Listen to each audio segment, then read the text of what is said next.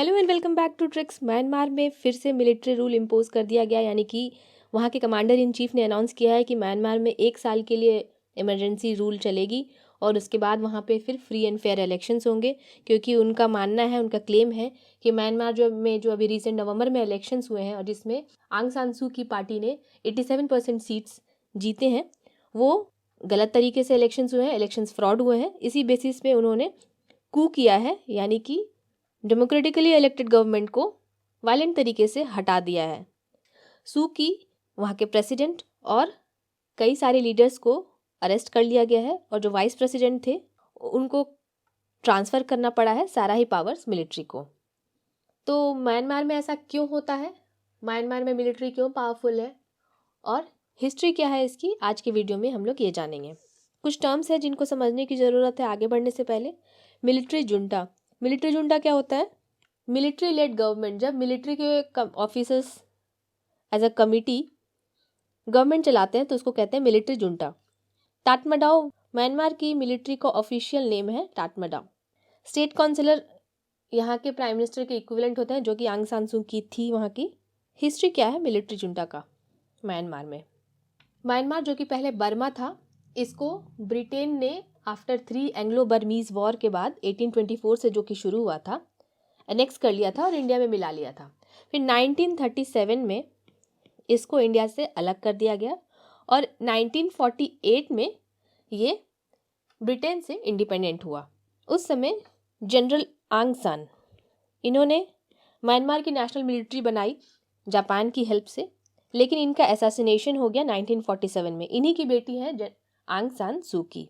फिर 1948 में जब इंडिपेंडेंस हुआ तो उसके बाद यूनू और उनकी पार्टी जो थी anti fascist people's freedom league AFPFL, इनकी गवर्नमेंट बनी, लेकिन 10 साल के ही अंदर पार्टी में स्प्लिट हो गया। पार्टी में स्प्लिट होने की वजह से 1958 में काफ़ी इंस्टेबिलिटी आ गई। इसकी वजह से चीफ ऑफ स्टाफ जो थे उस समय के जनरल ने विन, उनको कहा गया कि आप इंतरिम प्राइम मिनिस्टर बनिए जब तक कि अगला इलेक्शन नहीं हो जाता। तो जनरल ने विन इंतरिम प्राइम मिनिस्टर बन गए। यहीं से मिलिट्री का इंट्रोडक्शन हो गया पॉलिटिक्स में। नेविन जो थे उन्होंने टोटल कंट्रोल ले लिया आर्मी का और इसको रीस्ट्रक्चर किया अलोंग सोशलिस्ट लाइन। फिर 1960 में इलेक्शंस हुए और यूनू इलेक्शंस जीत गए।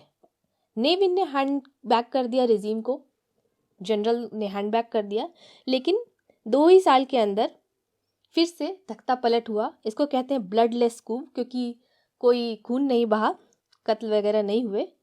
नेविन ने दोबारा सत्ता अपने हाथ में ले ली और इंट्रोड्यूस किया Burmese way to socialism. It was a mixture of Buddhism and socialism. Federal structure को डिसमेंटल कर दिया और इंस्टॉल किया socialist programme party SPP as the only legal party in the state. इसके अलावा कोई और पार्टी इलेक्शन नहीं लड़ सकती थी। इस तरह से म्यांमार में ऑपोजिशन को पूरी तरह से खत्म कर दिया गया। नेक्स्ट 2 डिकेड्स में बहुत सारे चेंजेस वो लेकर के आए और फॉलो किया एक आइसोलेशनिस्ट पॉलिसी, यानी कि अलग थलग रहने की पॉलिसी। पूरे ही इंटरनेशनल पॉलिटिक्स से, इंटरनेशनल अफेयर से अपने आप को अलग कर लिया। उन पे कोई असर नहीं पड़ने लगा कि ICC उन पे क्या रिकमेंडेशन दे रही है या दूसरे कंट्री के गवर्नमेंट्स उनके बारे में क्या राय रख रहे हैं, क्या प्रेशर पड़ रहा है, उससे अपने आप को अलग कर लिया। इकोनॉमी को नेशनलाइज कर दिया, यानी कि ऑलमोस्ट सारी चीज़ें गवर्नमेंट ओन थी।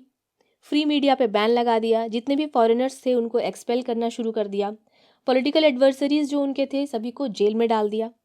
ब्लैक मार्केटिंग को कर्ब करने के लिए उन्होंने रिपीटेड डीमोनेटाइजेशन किए। इस डीमोनेटाइजेशन की वजह से लोगों की सेविंग्स पूरी तरह से ख़त्म हो गई और 1987 में मैसिव एंटी गवर्नमेंट प्रोटेस्ट शुरू हो गए। हज़ारों लोग इसमें मारे गए, काफ़ी वायलेंस हुआ और लोगों का मिलिट्री के प्रति ट्रस्ट ऑलमोस्ट ख़त्म हो गया और उसके प्रति रिजेंटमेंट बढ़ गई। 1988 में इस वजह से नेविन फाइनली SPP के चेयरमैन से स्टेप डाउन हो गए, लेकिन काफ़ी लेट हो चुका था, ट्रस्ट खत्म हो चुका था। इसीलिए जनरल सॉ मॉन्ग ने state law and order restoration council establish किया to win back people's trust. उसी दौरान आंग सान सू की ने को फाउंड किया NLD को, नेशनल लीग फॉर डेमोक्रेसी। 1989 में फिर मिलिट्री जुंटा ने बर्मा को रीनेम कर दिया म्यांमार से। लॉजिक उनका था कि चूंकि बर्मा बेस्ड है एक सिंगल एथनिसिटी पे, यानी कि बर्मा एक एथनिक ग्रुप है वहाँ का, इसीलिए इसका नाम बदल करके म्यांमार कर दिया जा रहा है, जो कि वाइडर ग्रुप ऑफ पीपल को रिप्रेजेंट करेगा। कैपिटल का भी नाम चेंज कर दिया गया, रंगून को चेंज करके यंगून कर दिया गया। अभी वैसे म्यांमार का कैपिटल कुछ और है, नेपिदाव, और आंग सान सू की को हाउस अरेस्ट में डाल दिया गया। पहली बार 1989 में सू की को हाउस अरेस्ट में रखा गया। 1990 में इलेक्शंस हुए to draft a new constitution, और एनएलडी जो थी उसने मेजॉरिटी सीट जीती। एनएलडी के साथ कुछ एथनिक माइनॉरिटीज़ भी थे, लेकिन जुंटा ने रिजेक्ट कर दिया इस रिजल्ट को। 1995 में सू की को रिलीज़ किया गया हाउस अरेस्ट से। इंटरनेशनल प्रेशर बहुत ज़्यादा बिल्ड हो रहा था म्यांमार पे, सभी लोग क्रिटिसाइज़ कर रहे थे म्यांमार की पॉलिसीज़ पे। इन सब को देखते हुए सू की को रिलीज़ किया गया। 2000 में फिर मैसिव प्रोटेस्ट शुरू हुआ। इस बार बुद्धिस्ट मंक इस प्रोटेस्ट को लीड कर रहे थे, इसलिए इसका नाम था सैफरन रिवॉल्यूशन।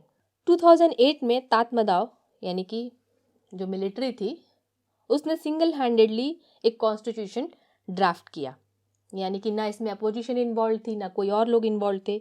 इस कॉन्स्टिट्यूशन को न केवल उन्होंने ड्राफ्ट किया, बल्कि साइक्लोन जो आया था उस समय उसके जस्ट 2 दिन बाद ही उन्होंने रेफरेंडम कराया और ये डिक्लेयर कर दिया कि लोगों ने इस रेफरेंडम में इस कॉन्स्टिट्यूशन को सपोर्ट किया है। इस कॉन्स्टिट्यूशन में उन्होंने क्वार्टर ऑफ सीट्स अपने लिए मिलिट्री के लिए रिजर्व कर ली, साथ ही साथ फाइनेंशियल कंट्रोल अपने पास रखा, माइंस अपने पास रखा, ऑयल गैस, इस तरह से मिलिट्री फाइनेंशियली इंडिपेंडेंट हो गई। और एक तरह से उनके पास पावर था कि कोई भी रिफॉर्म अगर गवर्नमेंट लेके आती है, जो कि आगे चुन करके आएगी इलेक्शन के बाद, उसको ये वीटो कर सकते थे रिफॉर्म को। तो उनके पास डी फैक्टो पावर था वीटो करने का किसी भी कॉन्स्टिट्यूशनल रिफॉर्म को। 2009 में सू की को फिर से अरेस्ट कर लिया गया और 2010 में जिंटा ने प्रपोज किया कि फिर से इलेक्शन हो, लेकिन इसमें सू की पार्टिसिपेट नहीं कर सकती है। इसकी वजह से एनएलडी ने बॉयकट किया इलेक्शंस को और एनएलडी ऑफिशियली डिसॉल्व हो गई। फाइनली 2010 में फर्स्ट डेमोक्रेटिक इलेक्शंस हुए और union solidarity and development party, जो कि मिलिट्री बैक्ड पार्टी थी, इसको मेजॉरिटी मिली। जनरल थीन शिन ने पावर एज्यूम कर लिया। सू की को रिलीज कर दिया गया आफ्टर 14 ईयर्स। एनएलडी ने अपने आप को री रजिस्टर किया एज अ पार्टी ताकि नेक्स्ट इलेक्शन में ये इलेक्शन लड़ सके। 2015 में जो इलेक्शंस हुए उसमें एनएलडी ने मेजॉरिटी सीट जीती और पहली बार डेमोक्रेटिकली इलेक्टेड गवर्नमेंट आई।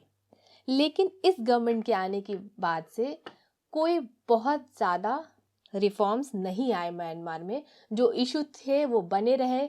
मिलिट्री उतनी ही पावरफुल रही क्योंकि वो फाइनेंशियली इंडिपेंडेंट थी, उसके पास मेजर माइंस, ऑयल गैस का कंट्रोल था, कॉन्स्टिट्यूशनल वीटो कर सकती थी।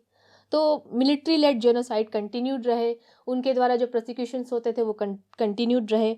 रोहिंग्या इशू पे आंग सान सू की ज़्यादा कुछ कर नहीं पाए। उन्होंने इवन इंटरनेशनल फोरम में इसको मानने से भी इनकार कर दिया कि म्यांमार में जेनोसाइड जैसी कुछ चीज़ होती भी है। तो आंग सान सू की, जो कि डेमोक्रेसी और फ्रीडम और ह्यूमन राइट्स की बात करती थी, वो जब खुद गवर्नमेंट में आई तो उनके लिए तो वो इन सब चीज़ों के लिए ज़्यादा कुछ कर नहीं पाई, ट्रबल बना रहा। फिर से इलेक्शन हुए नवंबर 2020 में। इस इलेक्शन में एनएलडी ने मेजॉरिटी सीट्स जीती 87%, लेकिन मिलिट्री का मानना था कि इसमें इलेक्शंस फ्रॉड हुए हैं। उसने कंप्लेन किया है इलेक्शन कमीशन के पास और कहा कि इसको देखा जाए। इलेक्शन कमीशन ने कहा कि कोई फ्रॉड नहीं हुआ है। मिलिट्री ने फिर से बार बार ये इंडिकेशन दिया कि वो फ्री एंड फेयर इलेक्शन कराना चाहती है और ऐसी गवर्नमेंट लाना चाहती है जो कि फ्रीली इलेक्टेड हो। और फाइनली अनाउंस कर दिया फरवरी में कि म्यांमार में 1 साल के लिए इमरजेंसी होगा और उसके बाद फिर इलेक्शंस हो गए। सू की को अरेस्ट कर लिया गया। तो ये थी म्यांमार की मिलिट्री जुंटा रूल की हिस्ट्री, वहाँ के पावरफुल मिलिट्री के पावरफुल होने की वजह। वीडियो कैसी लगी मुझे कमेंट सेक्शन में ज़रूर बताइएगा। अच्छी लगी तो लाइक कर दीजिएगा और अगर यहाँ पर आप नए हैं तो चैनल को सब्सक्राइब कर लीजिएगा। मिलते हैं नेक्स्ट वीडियो में। Till then have a nice day. Thanks for watching.